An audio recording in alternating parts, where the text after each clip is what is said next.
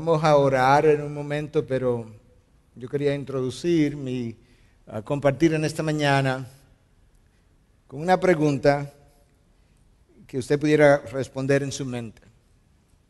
Imaginémonos que usted haya nacido ciego y que ahora tenga 20, 30 años. Nunca ha visto nada de este mundo. Y que un día el Señor, en su misericordia, lo hubiese sanado y le hubiese abierto los ojos. Usted piensa un momentito, ¿cómo usted cree que su vida cambiaría instantáneamente? Usted no ha visto nada, no conoce ni cómo es la luz del sol, no sabe cómo lucen los árboles, no sabe cómo luce la naturaleza. Y hasta ahora usted ha vivido en un mundo de oscuridad y de repente sus ojos son abiertos. Yo creo que cada uno de los que estamos aquí tiene que admitir que su vida cambiaría drásticamente. ¿Cierto? Y lo único que ha ocurrido es que usted ha visto. No ha pasado nada más. La razón por la que yo menciono eso es porque yo estoy convencido que si nosotros viéramos a Dios en su revelación, nosotros cambiaríamos de manera natural, automática y rápidamente. Nuestro cambio dificultoso en la vida cristiana y lento y largo no se debe a una ausencia de poder en Dios, no se debe a una pobre revelación de Dios hacia nosotros. No se debe a algún obstáculo que Dios tenga para cambiarnos. Se debe a una sola cosa, y es que nosotros no hemos acabado de ver todo lo que podemos ver. Hay más que ver de aquel lado de la gloria, pero de este lado de la gloria hay mucho que ver que nosotros no estamos viendo, y cuando nosotros seamos capaces de ver, yo estoy convencido que nuestro cambio será mucho más natural, mucho más rápido. Usted tendrá mucho más gozo y estará mucho más satisfecho. Y con eso yo quiero leer un versículo de la palabra, uno solo, está en el Evangelio de Juan, capítulo 1, versículo 14. Yo voy a leer el texto y del versículo yo me voy a concentrar en una frase para el resto del mensaje. Es un texto conocido, Juan 1, versículo 14. Y el Verbo se hizo carne y habitó entre nosotros, aquí viene mi frase, y vimos su gloria. Ese es el mensaje. Gloria como del unigénito del Padre, lleno de gracia y de verdad. Padre, te alabamos y bendecimos en esta mañana y te damos a ti el lugar que tú te mereces en este momento. Y aquel que se propone hablar tu palabra de verdad, te pide que en tu gracia tú le acompañes. Que tú ilumines tu palabra, tú ilumines tu revelación, tú ilumines nuestro entendimiento, que tú abras los ojos del entendimiento de cada uno de los que estamos aquí. De tal manera, Dios, que habiendo visto al final del mensaje, no haya una sola persona que no haya experimentado un cambio, una transformación en una o más de las áreas de su vida que necesitan ser iluminadas y cambiadas y derrotadas porque hasta ahora han estado bajo el dominio del pecado. En una hora es mucho lo que tú puedes hacer. No solamente en ellos, sino en mí mismo, Dios. Pues yo te pido que por el poder que mora en ti, que te caracteriza, y la gracia que tú haces disponible para con nosotros, tú hagas hoy lo que de otra manera no pudiera ocurrir. Visítanos, Señor, para la gloria de tu nombre. Te lo pedimos en Cristo Jesús. Amén. Amén. El versículo que yo acabo de leer habla de que los discípulos de Jesús, los discípulos de Cristo, llegaron a ver su gloria. Dios nunca ha hecho nada sin dejar testimonio de lo que Él hace. Cuando Dios creó el mundo, la creación que nosotros vemos hoy es el testimonio de su poder creador. Y cuando Cristo se encarnó, cosas ocurrieron y cosas fueron vistas. Y una vez Él ascendió a los cielos, Él dejó testimonio en la tierra de la gloria con la cual Él vistió a su Hijo.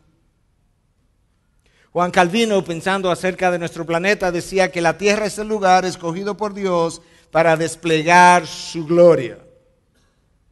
Este es el lugar que Dios ha escogido de alguna u otra manera para que su gloria sea manifestada y su gloria sea vista y su gloria sea reflejada. Y ahora Juan, escribiendo a sus quizás 90 años de edad, recordando lo que él experimentó, y dice: nosotros vimos la gloria del unigénito. Ahora, solamente personas que hayan sido testigos oculares de esa gloria pudieran hablar apropiadamente acerca de lo que ocurrió.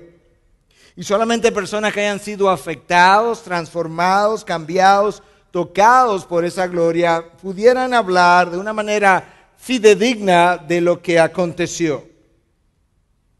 No es lo mismo que tú leas algo acerca de un evento que haber vivido el evento. No es lo mismo hablarle a otros de un evento que otros te han contado que haber sido testigo presencial o actor de los hechos. No es lo mismo hablar de algo que tú conoces en tu mente porque has visto fotos o videos o películas, que hablar de algo que a ti te ha cambiado. Si hay algo que a mí me llama la atención cuando yo reviso la historia del libro de los Hechos, es la manera como estos hombres sin educación, un Pedro, un Juan, cuando quisieron ser silenciados por las autoridades del momento, como ellos dijeron: el problema es que no podemos. Ahora, ellos no dijeron no podemos porque somos rebeldes y no nos importa la autoridad. Dijeron: el problema es que nosotros no podemos dejar de hablar de lo que hemos visto y oído. El problema radicaba en que la experiencia que ellos habían tenido al ver y al oír había sido de tal magnitud que le era imposible permanecer callados. Y ese es exactamente el punto que yo quisiera comenzar a levantar, o el énfasis que yo quisiera comenzar a hacer en el día de hoy. Si nosotros tuviéramos una experiencia con el Cristo de la palabra, sería imposible callarnos. Nuestro silencio no se debe a nuestras personalidades. Nuestro silencio no se debe a que yo soy tímido, no se debe a que yo soy introvertido. Nuestro silencio se debe a una falta de una mejor experiencia con Dios de la manera como Él se ha reflejado. Y la manera como yo ilustro eso en nuestro país, cada vez que me toca hablar de este tema, y especialmente en mi congregación, donde yo conozco a la gente también, es poder decirle e ilustrarle a la vez, hermano, sin la intención de acusarte. Yo quiero que tú sepas que múltiples veces tú has dicho: es que yo no sé hablar, yo soy muy tímido, yo soy introvertido, y es por eso que yo no hablo de las cosas que tienen que ver con el Evangelio. Sin embargo, cuando yo te veo en otros lugares y te veo hablando de pelota, por ejemplo, nadie te puede callar. Tú sabes más de pelota que cualquier otro. Tú discutes por encima de cualquier otra opinión. Cuando te veo hablar de política, ¿sabes por qué? Porque sabes de política, y piensas tú por lo menos, y sabes de pelota. Lo que te silencia no es tu personalidad, es lo que conoces del Cristo revelado en su palabra. Oye, como Juan dice: nosotros vimos su gloria. Yo creo que la mayoría de nosotros quisiera experimentar la gloria que Moisés experimentó, o la gloria que un Pablo experimentó. La diferencia está en que yo no puedo experimentar ese nivel de gloria marginalmente, periféricamente. Desde la periferia, lo más que yo puedo alcanzar a ver es la multitud, pero yo no puedo ver la gloria de Dios y la transformación de su gloria cuando ella visita mi vida. En los años de 1800, Henry Varley escribió y dijo: el mundo aún está esperando ver lo que Dios puede hacer con y a través de un hombre que está completamente rendido a Él. El mundo todavía está esperando ver qué es lo que Dios puede hacer con un hombre que está completamente rendido a su voluntad. Y esa rendición frecuentemente como que se le dificulta a muchos. Pero yo estoy convencido de que si la experiencia con la gloria de Dios fuera otra, yo pienso que esa rendición se facilitaría.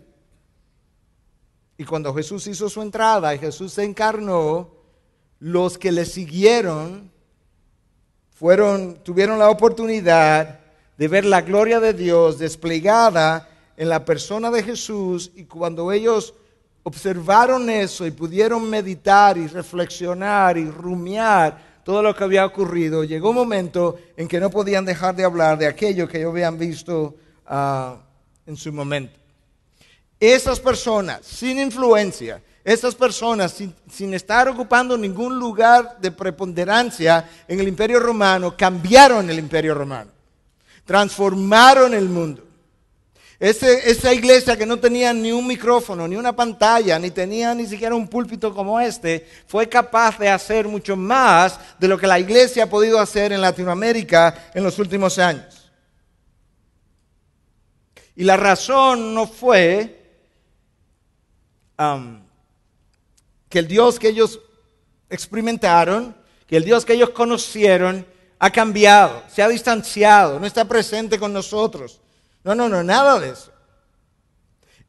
La razón está encerrada en esa frase: vimos su gloria. Y yo quiero hablar de esas dos palabras, vimos y gloria. Pero a manera de reflexión, yo creo que nosotros aprendemos haciéndonos preguntas. Yo quiero continuar haciéndonos preguntas que tú debes responder a lo largo del camino, o en el día de mañana o la próxima semana. Y la primera es: ¿cuánto de esa gloria tú y yo hemos contemplado? ¿Cuánto de esa gloria tú y yo hemos contemplado? ¿Qué implica ver su gloria? ¿Qué se requiere para yo tener esa experiencia? ¿Y cuáles son los efectos de contemplar la gloria de Dios? ¿Cuánto yo he contemplado? ¿Qué implica? ¿Cuáles son los efectos de contemplarla? ¿Y qué se requiere para yo contemplarla? Walter Kaiser fue un académico del Antiguo Testamento hasta hace unos años atrás, y él decía, y otros han ido repitiendo su idea, de que en nuestros días hay una ausencia de la gloria de Dios en nuestras iglesias, en nuestros púlpitos. Un Ichabod. No voy a entrar en los detalles porque no tengo el tiempo, pero Ichabod es una palabra hebrea que implica literalmente la gloria de Dios se ha ido. Si Dios ha de visitarnos de nuevo con esa gloria, yo no lo sé. Eso es una decisión soberana del Dios de los cielos que puede ocurrir en el momento que Él lo desee. Yo no puedo anunciar, como decimos hoy o como oímos hoy decir en ocasiones en la radio, el viernes en tal lugar va a haber tal concierto con tal líder de adoración y la gloria de Dios descenderá sobre aquel lugar.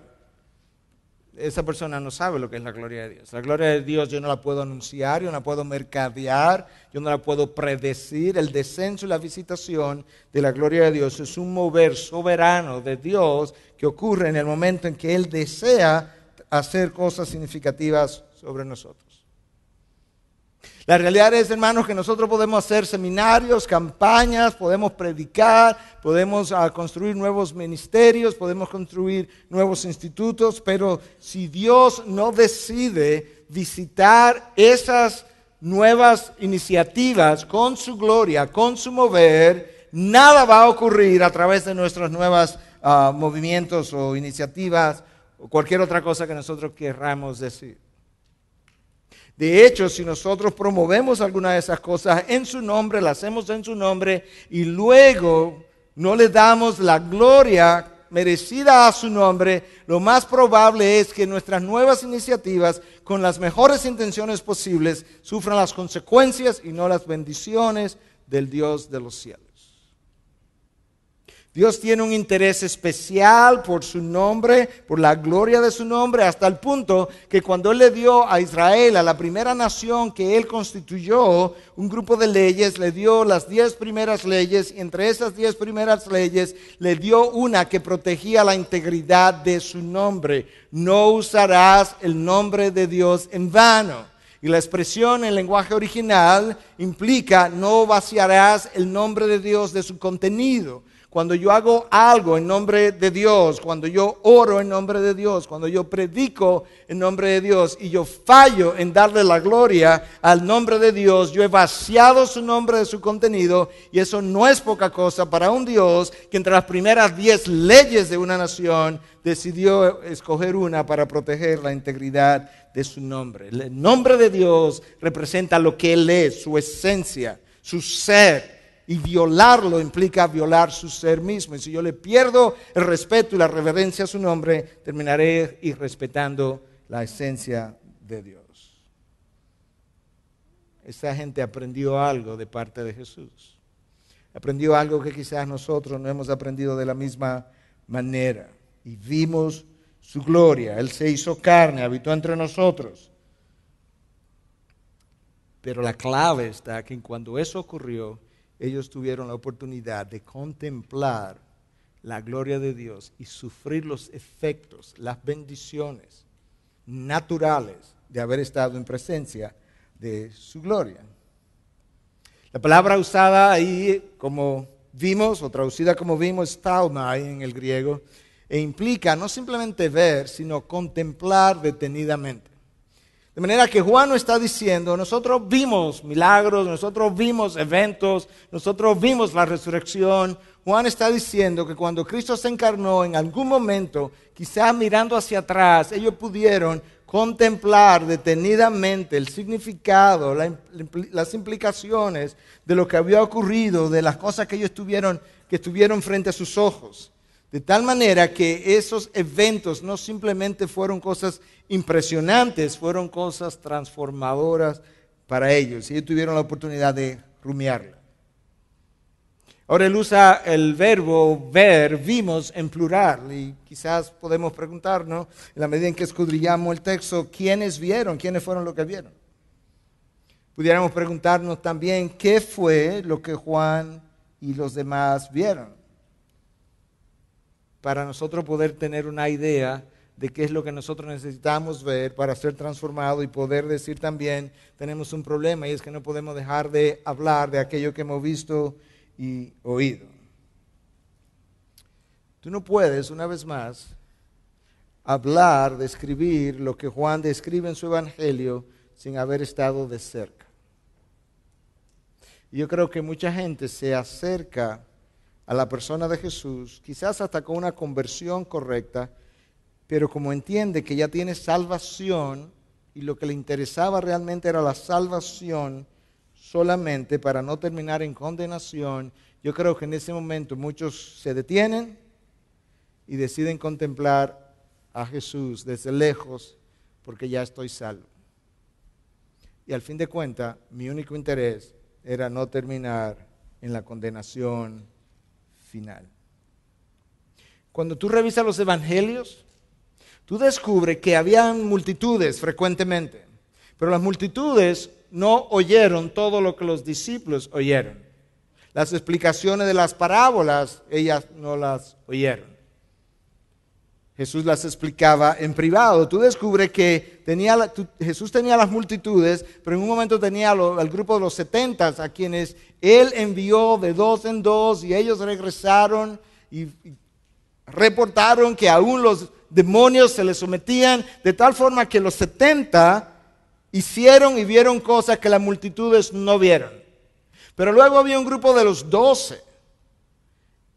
Y los 12 hicieron y vieron cosas que los 70 no vieron. Pero luego había entre los 12 un grupo de 3, Pedro, Juan, Jacobo, que tuvieron la oportunidad incluso en una ocasión de ver a Cristo completamente transformado en el monte de la transfiguración. Transfigurado y la gloria resplandecer sobre él, de manera que los 3 tuvieron la oportunidad de ver cosas que los 12 no vieron. Mientras más cerca tú estás, más cosas tú ves, más experimenta, mayor tu cambio. Y Juan reporta ahora, dice, nosotros vimos su gloria.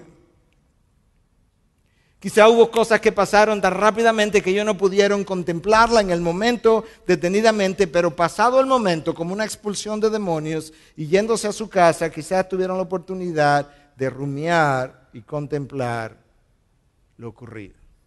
Quizás Pedro caminando sobre las aguas en el momento no tuvo la oportunidad de ver todas las implicaciones de su experiencia, pero quizás al irse a la casa él pudo contemplar y rumiar la experiencia que él había tenido. Juan y los demás se convirtieron en testigos oculares de su gloria. Y nosotros pudiéramos llamar a este mensaje testigos de su gloria o pudiéramos llamar a este mensaje discípulos de su gloria. La palabra testigos es una palabra clave en el Nuevo Testamento. Viene de una raíz de donde viene la palabra mártir y esa raíz aparece en el Nuevo Testamento nada más que 174, 175 veces. De tal manera que por un lado, nosotros tenemos a un Dios que hace despliegue de su gloria en su creación, hace despliegue de su gloria en su Hijo, y a un Dios que llama a personas, los salva, los redime y le dice, ahora yo quiero que ustedes se constituyan en testigos del despliegue de mi gloria en mi creación y en la persona de mi Hijo. Y eso es lo que los discípulos de la iglesia primitiva supieron hacer también. Cuando alguien va a la corte y le toca testificar acerca de un caso, quizás un crimen, el juez quiere saber qué fue lo que él vio, qué fue lo que él oyó y qué fue lo que él sintió cuando vio lo que vio, oyó lo que oyó. Y de esa misma manera, yo creo que en los evangelios nosotros podemos ver la experiencia de los discípulos, los testigos de la gloria de Dios, de tal manera que ellos están reportándonos lo que ellos vieron, lo que ellos oyeron y lo que ellos sintieron cuando vieron lo que vieron y oyeron lo que oyeron. Y eso lo transformó, y de esa misma manera, cuando el Espíritu de Dios trabaja en mí y me permite apropiarme de esa experiencia que ellos vivieron, de esa misma manera termina transformándome a mí de una manera natural, sin yo tener que estar continuamente luchando de una forma extraordinaria e incluso drenante contra mi carne y al final quedando desilusionado porque no puedo ganar las batallas de mi vida. De tal forma que en el día de hoy es mi oración, en mi esperanza, que usted salga animado de este lugar, esperanzado y con hambre de la gloria de Dios, y usted va a experimentar, sin lugar a dudas, va a comenzar a experimentar una transformación natural, con menos luchas, con menos esfuerzo y mucho más triunfante que lo que hasta ahora había podido hacer. No podemos dejar de hablar de lo que hemos visto y oído. ¿Te imaginas? ¿Te imaginas si la experiencia de cada creyente en mi iglesia, en esta iglesia, fuera esa? ¿Te imaginas que cada creyente en esta iglesia, al llegar a su trabajo, de alguna manera, al llegar al colegio, al llegar a la universidad, con frecuencia estuviera hablando y alguien le dijera, ¿sabes qué? ¿Por qué que hablas tanto de la persona de Jesús y del Evangelio? Y que esa persona dijera, tú sabes que yo quisiera callarme, pero que no puedo. ¿Cómo que no puedes? Es que no puedo dejar de hablar de lo que he visto y oído. ¿Te imaginas cómo se transformarían nuestras familias? ¿Cómo se transformarían nuestras ciudades? ¿Cómo se transformarían nuestras iglesias? Alguien te va a preguntar, bueno, ¿qué fue lo que viste? ¿Qué es lo que has oído? Y tú tendrías la oportunidad de poder compartir una y otra vez. Había una convicción en esta gente. Algunos podrían decir, bueno, pero Jesús no está encarnado, yo no voy a tener la misma experiencia. Quizá no exactamente igual, pero Dios ha revelado todo lo que yo necesito en su palabra de una forma que yo puedo contemplar la gloria de su ser en su palabra. Esa es la revelación de Dios para conmigo. Antes de Cristo ascender, una de sus últimas palabras fueron, me seréis testigos en Jerusalén, en Judea, en Samaria, hasta los confines de la tierra. Ahora nosotros somos esos testigos en los confines de la tierra.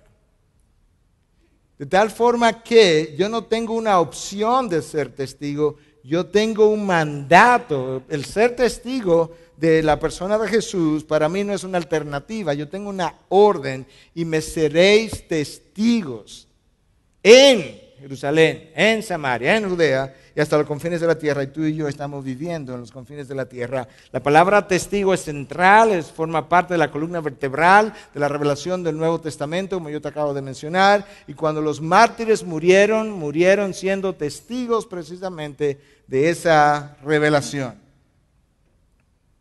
Ahora, para ser un buen testigo, yo tengo que ser un buen observador. Yo tengo que contemplar con detenimiento, yo tengo que contemplar con detalle aquello que está frente a mis ojos. Y en la medida en que yo observo detalladamente, en esa medida, eso que yo observo puede ir dejando una huella indeleble en mi memoria. No es lo mismo escuchar y ver las fotos cuando ocurrió el terremoto de Haití hace poco tiempo atrás, que ir a Haití y ver el dolor, ver el drama humano, ver las lágrimas, ver los niños huérfanos, ver las madres sin hijos. Cuando tú regresas de haber tenido esa experiencia, tú regresas cambiado. Lo cual no va a ocurrir si tú simplemente leíste reporte, viste fotos y demás. Tú tuviste una experiencia real con algo que sin tú proponértelo, cambió tu vida. Tú no vas a un lugar como ese, o cuando la Ciudad de México fue devastada por su terremoto. Yo estuve aquí en ese lugar porque a mi hermano estaba estudiando aquí, no sabíamos de él y me tocó venir a buscarlo y por la gracia de Dios lo encontré. Pero tú no vas a un lugar y te dice, voy a visitar el lugar del terremoto para ser cambiado. Y sin embargo tú retornas cambiado. De esa misma manera, cuando tú tienes la experiencia con Dios y con su gloria, sin tú proponértelo, tú terminas cambiado. Eso es exactamente lo que le pasa a Moisés cuando él sube a la montaña y pasa 40 días con Dios. Moisés le acababa de pedir a Dios que le permitiera ver su rostro. Dios le dice, tú nadie puede ver mi gloria y vivir. Pero Dios condesciende y le dice, ok, Moisés, tú puedes subir, te voy a poner una hendidura, voy a pasar frente a ti, voy a tapar tu rostro cuando yo esté pasando. Y resulta que Moisés desciende sin habérselo propuesto, con su rostro completamente transformado, con una reflexión, con un brillo extraordinario, tan penetrante su brillo que cuando el pueblo lo vio le dice, Moisés, cúbrete el rostro porque no podemos verte. La reflexión de la gloria de Dios, de la espalda de la gloria de Dios, porque Dios permite que Moisés vea la parte trasera de su gloria, la reflexión de la espalda de la gloria de Dios en el rostro de un mero mortal fue suficiente para que Moisés terminara siendo transformado hasta el punto que el pueblo no podía contemplar el rostro del siervo de Dios. Y por 39 años Moisés lideró a un pueblo rebelde, a quien amó y por quien intercedió para que Dios no lo destruyera. Y lo único que mantuvo a Moisés por 39 años, fiel, amando al pueblo, fue la contemplación de la gloria de Dios.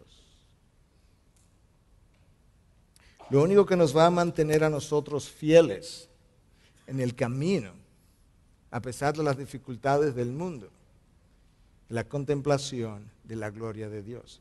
Lo único que va a mantener a un esposo, a una esposa fiel en su unión, cuando las cosas no están funcionando como debieran funcionar o nosotros quisiéramos funcionar, es cuando en ese caminar, en medio de esa dificultad, yo puedo tener una experiencia con la gloria de Dios. Es algo que va a transformar tu vida y la mía. La contemplación de la gloria de Dios nos va a sanar, nos va a curar de muchas cosas que nosotros tenemos que ser curados. A nosotros los pastores nos va a curar del deseo de tener una mega iglesia. Porque cuando tú tienes un mega Dios, tú no necesitas una mega iglesia. Nos va a curar a nosotros también de nuestro orgullo. Cuando tú ves la gloria de Dios, tú ves lo poco que tú eres, te das cuenta que tú eres simplemente un siervo del Dios viviente, que tú eres simplemente como se vio Isaías, un hombre de labios impuros que ministra en nombre de un Dios santo. y que tú habitas en medio de un pueblo de labios impuros, entonces la contemplación de su gloria nos va a hacer mucho más humildes, le va a dar a Dios el lugar que le corresponde, va a poner a Dios en su lugar, me va a poner a mí en mi lugar y tú vas a poder caminar de una mejor manera. Cuando tú puedes contemplar la gloria de Dios, nos va a curar de la competitividad, porque nada compite con la gloria de Dios. Me va a curar incluso de las tentaciones o del poder que las tentaciones del mundo tienen, porque las tentaciones del mundo no pueden competir con la gloria de Dios. La única razón por la que el mundo tiene tanta atracción sobre nosotros es porque lo que hemos experimentado del otro reino, en el grado en que lo hemos experimentado, no tiene la fuerza y el poder para alarme en contra de las tentaciones del mundo. Pero una vez yo he experimentado lo que Dios tiene para con sus hijos, las tentaciones del mundo no dejan de existir, pero se debilitan de manera natural y de forma rápida, porque esto que está aquí es tan poderoso, es tan atractivo, es tan fuerte que me despega de las tentaciones mundanas con las cuales yo venía luchando, y lo hace de una forma natural. Me va a curar de mi afán por lograr, por tener éxito, hacer un nombre, tener fama. Me va a curar de todo eso. Porque de repente yo voy a descubrir que aunque esas cosas en sí mismo no tienen que ser pecaminosas, pero esas cosas no me llenan como me llena la experiencia con el Dios que se ha revelado en su palabra. Eso es lo que hace que un Pablo que tenía logros, que tenía educación, que tenía reconocimiento, fariseo de la tribu de Benjamín, circuncidado al 8º día, diga en un momento dado, pero todo eso que yo consideraba de mucho valor, hoy en día para mí es basura. Basura, tiene valor. Porque ahora lo que él ha descubierto en el reino de los cielos es tan extraordinario que esto que tenía valor en el reino de los hombres palidece al lado del nuevo descubrimiento. La pregunta entonces es, si nosotros estamos contemplando la gloria de Dios de la manera que estos hombres la contemplaron. Si nosotros, si nuestras naciones en América Latina están experimentando la gloria del Evangelio como otras naciones del pasado lo experimentaron. Yo comentaba en este fin de semana, y lo hago donde quiera que voy, una y otra vez, para concientizar al pueblo de Dios. No puede ser que naciones de América Latina digan tener un 40, 50, 60% de población evangélica y al mismo tiempo sean de las naciones más corruptas, más violentas, de más crímenes, de más violaciones. No podemos ser más evangélicos y más corruptos. Algo de la gloria del evangelio que ellos han abrazado no está siendo visto o no está siendo predicado o es otro evangelio. Pero la gloria del evangelio, cuando afecta un 40, 50, 60% de una población, tiene que de manera natural transformar las regiones. Y eso es el veredicto del pasado. Tú no puedes contemplar la gloria de Dios sin ser transformado. Es una imposibilidad. Escucha lo que el apóstol Pablo escribe en 2 Corintios 3:18. Pero nosotros todos, con el rostro descubierto, contemplando, ahí está la palabra, como en un espejo, la gloria del Señor, estamos siendo transformados en la misma imagen, de gloria en gloria, como por el Señor. De acuerdo a lo que Pablo está revelando, nosotros somos transformados de una manera. Mi transformación es pasiva. Escúchalo otra vez. Estamos siendo transformados. Ese es el presente pasivo en el original. Alguien me transforma, no soy yo. Quien me transforma es Dios, el Espíritu de Dios que mora en mí. Pero de acuerdo a lo que Pablo ha revelado, ¿cómo ocurre esa transformación? Contemplando como en un espejo la gloria del Señor. De esa manera estamos siendo transformados de gloria en gloria. Mi grado de transformación de un grado de gloria a otro grado de gloria depende de cuánto yo esté contemplando la gloria del Señor, y cuando yo la contemple, el Espíritu de Dios que mora en mí, de forma natural y yo de forma pasiva, voy siendo transformado. Lo único activo en este texto que yo acabo de leer es mi contemplación. Eso es lo único activo. El resto es trabajo de Dios. Siendo transformado. No es lo mismo que yo diga, yo crucé la calle, esa es la voz activa, a que yo diga, alguien me cruzó al otro lado, o yo fui cruzado al otro lado, esa es la voz pasiva. Eso implica, si yo digo, yo fui cruzado al otro lado, usted sabe que alguien lo hizo por mí. Eso es lo que el texto está diciendo. Alguien lo está haciendo por mí, pero lo está haciendo en respuesta a mi contemplación como en un espejo. ¿Y cuál es el espejo? La palabra de Dios y la gloria de Cristo reflejado en su palabra. La palabra de Dios, hermanos, representa la mente, el corazón, la voluntad de Dios. Su palabra representa cómo Dios siente, cómo Dios piensa, cómo Dios juzga. Piensa por un momento, ¿es posible que el Dios que tiene sabiduría inescrutable decide revelar una parte de esa sabiduría infinita y que sus hijos, teniéndola en su idioma, en sus manos, le demos tan poca importancia, tan poca reflexión a la revelación de la mente inescrutable, del corazón inescrutable, de la sabiduría infinita de nuestro Dios?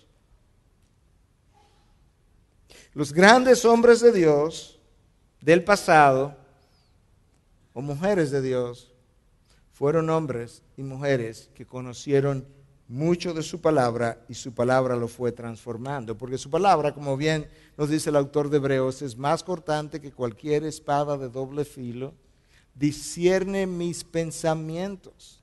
Cuando yo me expongo a la palabra me dice, ese pensamiento que tiene es egoísta, ese pensamiento que tiene es pecaminoso, ese pensamiento que tiene es caído. Discierne mis pensamientos, discierne las intenciones de mi corazón. Cuando yo me expongo a la palabra me dice, ese pensamiento que tiene, que tú piensas que es bueno, tiene una mala intención detrás, porque tiene el poder para hacer eso.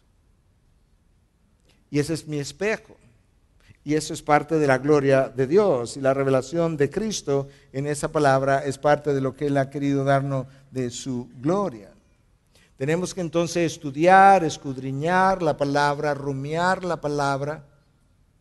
Y tenemos que rumiar aquellas cosas relativas a nuestro Dios. Cuando nosotros cantábamos hace un rato, una de las canciones, creo que la segunda, decía, tú eres el Rey de Gloria. ¿Tú has pensado en eso? ¿Tú has rumiado en eso? ¿Qué implica cantar que tú eres el Rey de Gloria? Si yo canto tú eres el Rey de Gloria y no sé lo que significa, eso que yo estoy cantando no me va a transformar, no me va a cambiar, pero Dios ha diseñado la adoración para nuestra transformación. Y una de las cosas que me gusta hacer continuamente es rumiar mientras canto lo que estoy cantando. Cuando una canción habla de que tú has perdonado mi iniquidad, tú reflexionas acerca de lo que es tu iniquidad, de cómo has sido perdonado, de que le costó al Hijo ir a la cruz y morir ahí en la cruz, derramar sangre por mi iniquidad. Él no dio sangre por algo preciado de mí, Él dio sangre por algo que era lo peor de mí, mi iniquidad. Y es en esa reflexión y en ese rumiar y en ese contemplar la gloria de Dios. Hay gloria en esa cruz derramada, en esa sangre derramada. Hay gloria en esa cruz. Yo tengo que contemplar la gloria de la cruz en virtud del perdón de mi iniquidad. Y cuando yo comienzo a hacer eso, resulta que yo comienzo a ser transformado de manera natural y yo comienzo a tener una experiencia de mucho más gozo, tengo mucho menos lucha, porque la belleza y la grandeza, lo extraordinario del ser de Dios, cuando es contemplado, produce un efecto en nosotros. De manera que mi oración hoy es que Dios abra nuestros ojos. Imagínate que fueras ciego y Dios abriera tus ojos. ¿Cómo cambiaría y cuánto cambiaría tu vida en un solo instante? Mira qué es lo que va a ocurrir. El apóstol Pablo tuvo la oportunidad de ver a Dios de una manera extraordinaria. Y luego dedicó toda su vida de una manera pasional, con pasión, a proclamar la gloria de Dios en el Evangelio, en la cruz, en su ser. Pero cuando él trató de explicar por qué él hacía lo que hacía, escucha como él lo dijo a los Corintios. Segunda carta, capítulo 5. El amor de Cristo nos constriñe. Esa expresión en el original implica pegarte contra la espada y la pared sin dejarte ninguna opción. ¿Entiendes lo que Pablo está diciendo? Yo he experimentado el amor de Cristo de una manera tan extraordinaria que yo estoy sirviéndole en respuesta porque no me ha dejado ninguna otra opción que no sea servirle. No tengo, cuando busco, no encuentro cuál sería la opción que no fuera servirle por amor, por la experiencia tan extraordinaria, tan gloriosa que yo he tenido del amor de Cristo en mí. Ahora de repente el poder trabajar para el Señor, servirle al Señor, predicar el Evangelio, no era dificultoso, no era una tarea, no era drenante, era la respuesta natural a un amor que lo ha apremiado, que lo ha dejado sin alternativa. No de manera dominante ni autocrática, sino de manera natural. Eso es lo único que Pablo podía querer hacer una vez él había tenido esa revelación o esa experiencia. Moisés tuvo la misma experiencia. Cuando Moisés comienza a tener encuentro con Dios, Moisés no quería trabajar para Dios. Yo no hablo bien. Ellos no van a creer en mí. Me van a preguntar que cuál es el nombre del Dios que me envía. Y Moisés tenía todo tipo de excusa. Pero una vez Moisés vio la gloria de Dios, él no quería hacer ninguna otra cosa que no fuera servirle a ese Dios. Pero él necesitaba cercanía. Y en la cercanía, él experimentó la transformación de su rostro. Nosotros tenemos que ir al libro de Dios a descubrir a Dios. Hermanos, si vamos y abrimos la palabra para punchar una tarjeta y llenar mi devocional del día, yo no voy a ser transformado. Si yo como pastor abro la palabra porque tengo que venir a predicar hoy, yo no voy a ser transformado. Si yo abro la palabra porque estoy en dificultad y tengo que orarle a Dios por mis hijos y a ver si el Dios me da cierta paz con un salmo o algo que diga la palabra, yo no voy a ser transformado. Yo tengo que abrir la palabra para descubrir a Dios, para ver a Dios, para ver todo lo que Él es, todo lo que Él dice acerca de Él. En la medida en que yo hago eso, en esa misma medida, la paz que yo quiero va a venir a mí. La estabilidad que yo quiero va a llegar a mí. La sabiduría que yo necesito va a venir a mí. Pero yo lo que estoy haciendo es descubriendo la profundidad de su ser. Y cuando yo descubro la profundidad de su ser, esas profundidades de su ser ponen de manifiesto las superficialidades del mío. Y Dios entonces me va haciendo una persona mucho más profunda porque me va curando de la superficialidad de mi vida a través de la profundidad de la suya. Vimos su gloria, Theomai, la contemplamos, la rumiamos detenidamente. Eso que Dios está haciendo. Que no nos pase como Jacob, que estuvo en un momento dado y cuando despertó, ¿verdad? Tuvo este sueño donde Dios vio esta escalera por donde subía y bajaban ángeles y al final, cuando él despierta, dice, wow, Dios estuvo aquí y yo no lo sabía. ¿Cuántas veces quizás Dios ha estado aquí, en este lugar, en esta iglesia, en mi casa, alrededor de mí, en mi matrimonio? Y ¿sabes qué? Yo tampoco lo sabía. porque no lo he contemplado detenidamente. Vivo muy rápido, vivo acelerado, quiero hacer varias tareas a la vez y no tengo tiempo para pasar con Dios. Si hay algo que nosotros sabemos de estos discípulos en el libro de los Hechos, de Juan, de Pedro, es que las autoridades se asombraron de cómo personas sin educación podían hablar de la manera que ellos hablaron, y entonces el texto dice, pero reconocieron que habían estado con Jesús. Interesante que las autoridades pudieron asociar el cambio de hombres sin educación a hombres que hablaban bien, con denuedo, debido a el tiempo que pasaron con Jesús. Mi pregunta es si nosotros estamos pasando tiempo con Jesús. Yo puedo leer la Biblia sin pasar tiempo con Jesús. Yo puedo orar sin pasar tiempo con Jesús. Yo puedo adorar sin pasar tiempo con Jesús. Yo puedo venir a la iglesia sin pasar tiempo con Jesús. Ahora, yo no puedo pasar tiempo con Jesús sin orar, sin adorar, sin venir a la iglesia, porque cuando yo paso tiempo con Jesús, Él usa los medios que Él ha dispuesto para que ese tiempo sea pasado, y eso tiene que ver con lectura de su palabra, oración, adoración, la iglesia que Él dejó, pero yo necesito nutrir tiempo con el Maestro. Él tiene que enseñarme. Él tiene que hablarme, Él tiene que redarguirme, Él tiene que afirmarme, Él tiene que sanarme, Él tiene que seguir perdonándome. El Evangelio es una experiencia diaria. Él tiene que seguir perdonándome. Yo soy un hombre caído, que peco. Y tú tienes que pasar tiempo con Jesús. Cuando pasas tiempo con Jesús, tú eres cambiado.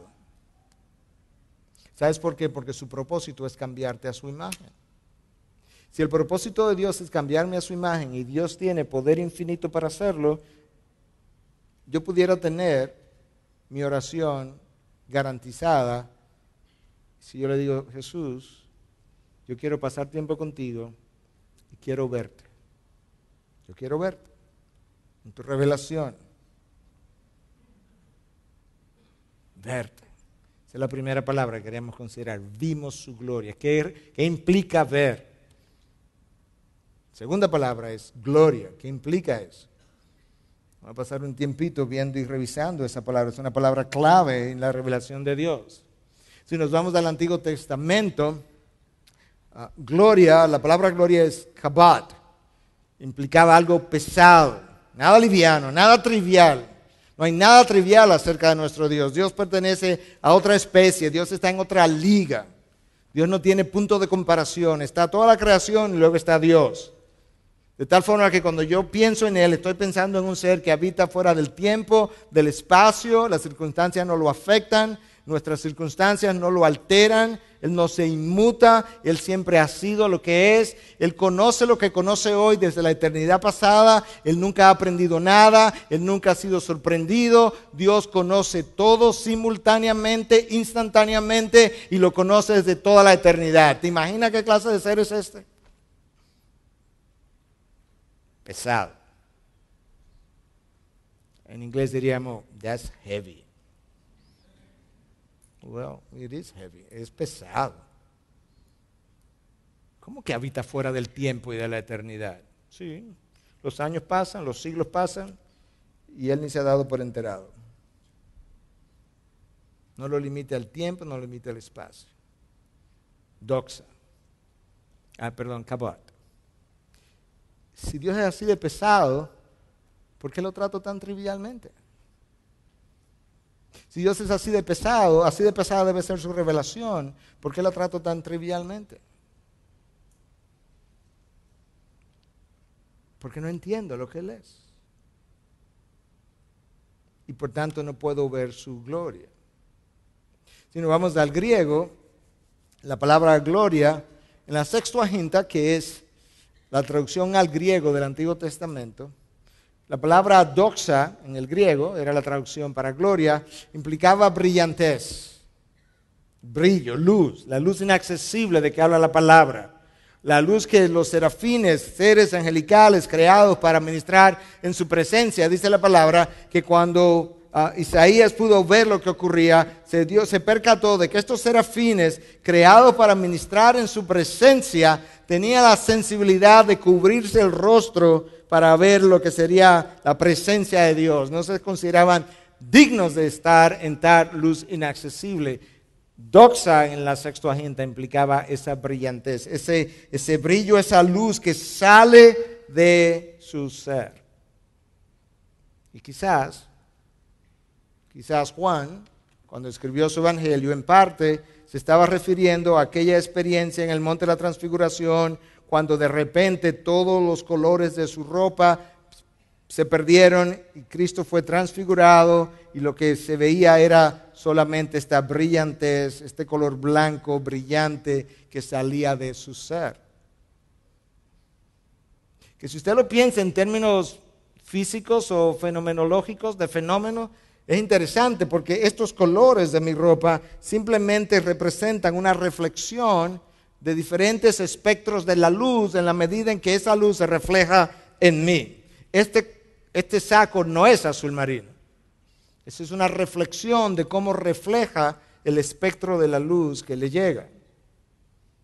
Pero cuando Jesús se transfigurado, Él no está reflejando luz de nada. Él es la fuente de la luz. Y todos los colores se pierden. Y lo único que tú puedes ver es el único color que verdaderamente existe, el color blanco en su presencia, porque de Él emana la luz ahora. Quizás Juan se estaba refiriendo en parte a esa experiencia, pero eso nos da a nosotros una idea de que la gloria de Dios es algo extraordinario.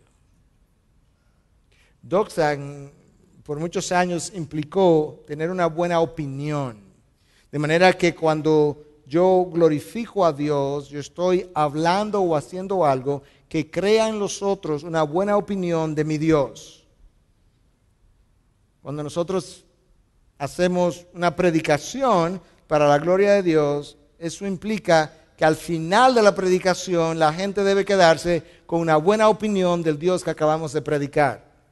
Cuando tú ejerces tu profesión, aquellos que son receptores de tus talentos debieran quedar con una buena impresión del Dios que te dio los dones y del Dios a quien tú estás tratando de servir con tus dones.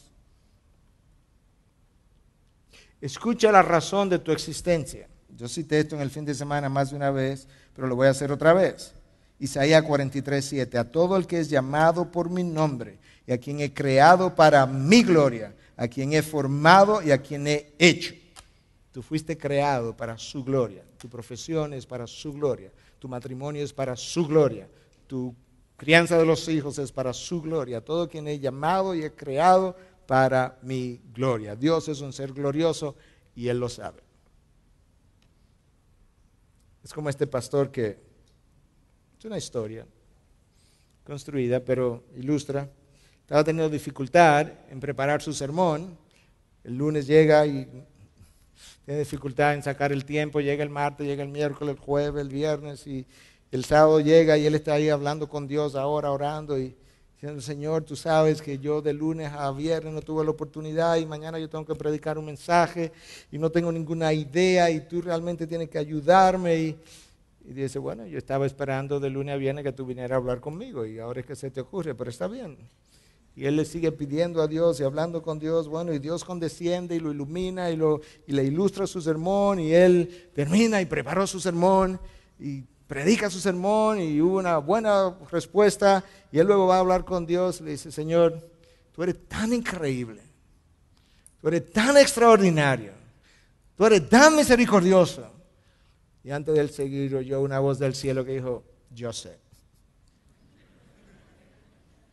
Dios lo sabe. Él es así de glorioso. Yo lo que tengo que hacer es reflejar su gloria. Cuando yo no sé eso, yo vivo tratando de reflejar mi gloria, aunque no lo diga. Vivo hablando de mis logros. Vivo hablando de lo que puedo alcanzar. Vivo hablando de lo que acabamos de hacer. Y nos parecemos entonces a aquel niño, el hijo de Ravi Zachariah, cuando estaba pequeño. Él decía que él lo llevaba a jugar pelota y él se colocaba por tercera base para ver a su hijo desde ahí. Y entonces él cuenta cómo en ocasiones su hijo daba un hit y la pelota se iba a uno de los fields y por allá atrás. Y cuando llegaba, los niños tienen que jugar con, por lo menos en Estados Unidos aquí o Inglaterra, a donde él estaba viviendo. Quizás en nuestros países no se juega así, pero los niños tienen que correr con un casco incluso y de protección para su cabeza. Y él corre para primera base y la pelota está lejísima, pero él se desliza en primera base como si la pelota estuviera a punto de llegar y se para. Inmediatamente él mira para tercera base donde está su papá y le dice, como diciendo, ¿me viste, papi? Yo creo que nosotros hacemos eso, predicamos sermones, casamos gente, aconsejamos personas y luego como que nos paramos y miramos para el cielo y decimos, ¿viste lo extraordinario que yo soy? Y Dios dice, no, tus dones, tus talentos son un regalo mío para ti. La sabiduría es un regalo mío para ti. La oportunidad que tuviste hoy fue un regalo mío para ti. La vida que tienes es un regalo mío para ti. ¿Qué tienes que no hayas recibido? Y si lo has recibido, ¿por qué te jactas? Pero cuando actuamos de esa manera es porque no hemos tenido una experiencia verdaderamente con el Dios, con la gloria del Dios que estamos sirviendo. Cuando nosotros comenzamos a tener esa nueva experiencia con ese Dios, nosotros comenzamos a vivir de una mejor manera y dejamos de querer escribir nuestra historia, manipular nuestra historia, cambiar nuestra historia, oscurecer nuestra historia, detener nuestra historia, controlar la historia. Finalmente yo descubro, yo no tengo una historia, yo soy un actor de un drama, de una historia que otro ha escrito y ese autor es Dios. Nosotros somos hechura suya, hechos en Cristo Jesús para hacer buenas obras que Él preparó de antemano. La historia es suya, es como dirían en inglés, history es his story, su historia. La historia es su historia. Y yo soy un actor de esa historia. Y mi rol no es cambiar la historia, mi rol es poder actuar lo mejor que yo puedo en una historia que Él escribió. Yo entré a una historia que estaba a mitad de camino. Yo entré a una historia que yo no conozco, yo entré a una historia que yo no escribí. Y cuando yo salga de este mundo, yo saldré en medio de una historia que ha de continuar. Eso me da a mí mi lugar apropiado en el drama de redención de Dios y me ayuda a vivir para la gloria de nuestro Dios. Yo tengo que aprender lo que Pedro aprendió al final de sus días. ¿Recuerdan ese encuentro final donde Pedro y Juan van caminando detrás del Señor? Y esto aparece en Juan 21 y esto es lo que nosotros leemos a partir del versículo 20. Pedro, volviéndose, vio que le seguía el discípulo a quien Jesús amaba, ese era Juan, el que en la cena se había acostado sobre el pecho de Jesús, y había dicho, Señor, ¿quién es el que te va a entregar? Entonces Pedro al verlo dijo a Jesús, Señor, ¿y este qué? Jesús le dijo, si yo quiero que Él se quede hasta que yo venga, ¿a ti qué? Tú sígueme. En otras palabras, Pedro, ¿cuál es tu problema? La historia de Juan la escribo yo. Yo no tengo que estarme preocupando por la historia del otro. ¿Y este qué? ¿Y a ti qué, Miguel? ¿Y qué tú vas a hacer con Carlos, tu amigo? ¿Y a ti qué?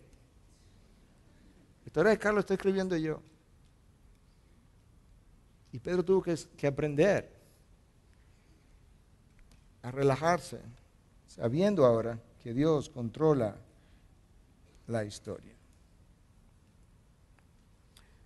Cada vez que Cristo manifestó uno de sus milagros, Él estaba dejando ver parte de su gloria. Este principio de señales Él hizo en Caná cuando convirtió el agua en vino. Escucha lo que dice, y manifestó su gloria. Este principio de señales hizo Jesús en Caná y manifestó su gloria.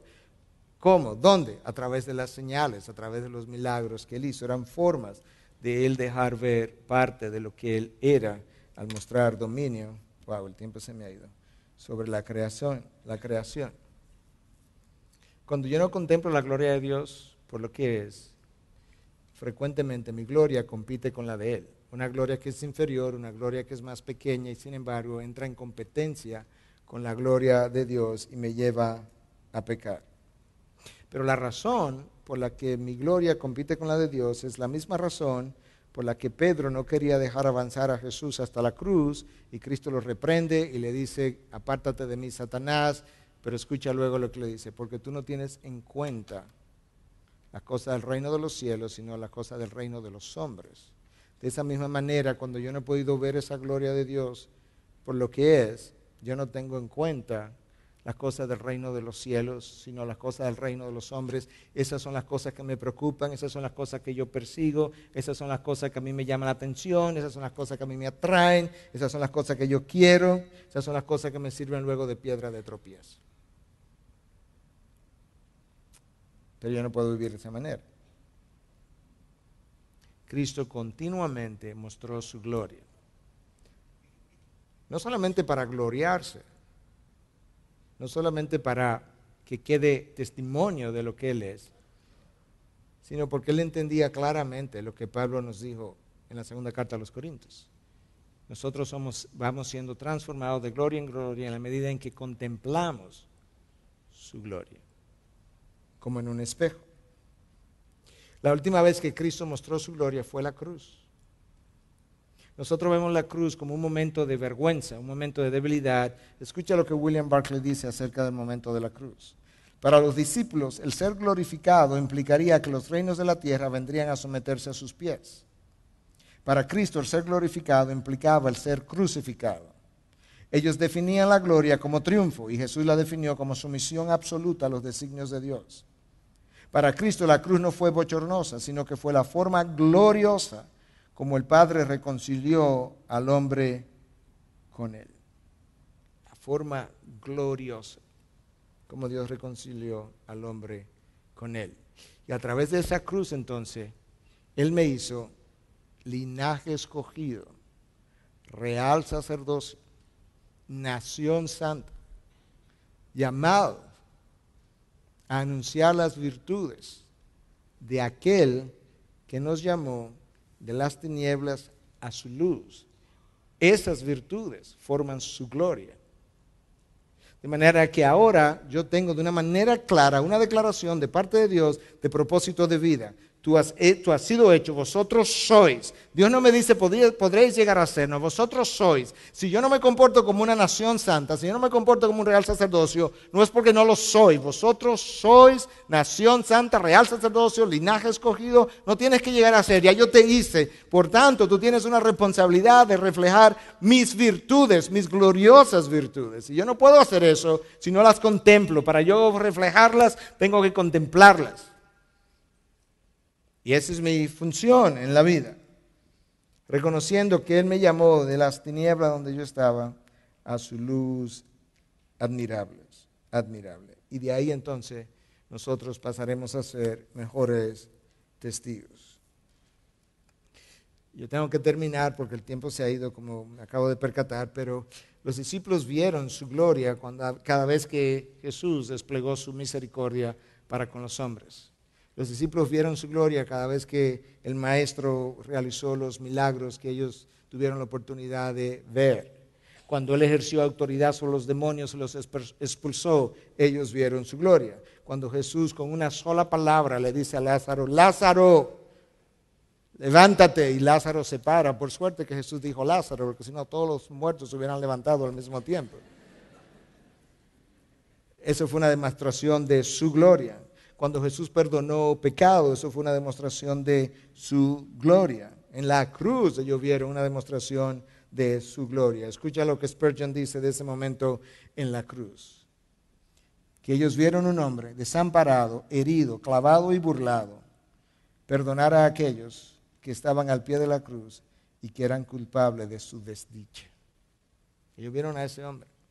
Nada más glorioso que ver a un hombre burlado, traspasado, ensangrentado, escupido, tener la fortaleza de carácter y la inmutabilidad para aún en esa condición poder decir, Padre, perdónanos, porque ellos no saben lo que hacen. En ese momento de debilidad, en el momento de la mayor vulnerabilidad posible de la segunda persona de la Trinidad, del Hijo de Dios, en un solo momento Él derrota al pecado, Él derrota a Satanás, desarma los poderes de las tinieblas, vence el mundo, perdona mi pecado, justifica al pecador, propicia la ira de Dios, satisface la justicia de Dios y demuestra su divinidad al morir sin pecado. desplegando para siempre la gloria de su amor, de su misericordia, de su justicia, de su perdón, en un solo momento, en un solo lugar. Y esa es la razón por la que tú y yo, después de haber contemplado la gloria de Dios en el rostro de la persona de Jesús por el resto de la eternidad, un día nos reuniremos alrededor del trono y estaremos cantando un cántico nuevo diciendo: digno eres de tomar el libro y de abrir los sellos, porque tú fuiste inmolado y con tu sangre compraste para Dios a gente de toda tribu, lengua, pueblo y nación, y lo has hecho un reino y sacerdotes para nuestro Dios, y reinarán sobre la tierra. Y miré y oí la voz de muchos ángeles alrededor del trono, y de los seres vivientes y de los ancianos, y el número de ellos eran miríadas de miríadas y millares de millares, que decían a gran voz: el Cordero que fue inmolado, digno es de recibir el poder, las riquezas, la sabiduría, la fortaleza, el honor, la gloria y la alabanza por los siglos de los siglos. Amén. Esa es la gloria que tú tienes que contemplar. Esa es la gloria que te va a hacer cantar. Esa es la gloria que te va a transformar. Esa es la gloria que te va a dejar sin opción y tú vas a poder decir: es que el amor de Cristo me constriñe y no me ha dejado ninguna otra alternativa que no sea servirle. Esa es la gloria que te va a llevar a decir: perdóname si te sigo hablando de esto, pero no puedo dejar de hablar de lo que he visto y oído. Esa es la gloria que te va a sanar de las tentaciones o de la atracción que las tentaciones del mundo tienen sobre ti. Esa es la gloria que te va a librar de la lucha continua y drenante en contra del pecado, porque ahora tú podrás luchar, pero de una forma mucho más natural, porque hay algo muy superior que lo que tú has visto y contemplado y vivido en el mundo, que tiene mucho más atractivo, y todo el brillo y todo el glamour del reino de los hombres palidecerá al lado de la gloria de nuestro Dios. El Verbo se hizo carne y habitó entre nosotros, y vimos su gloria.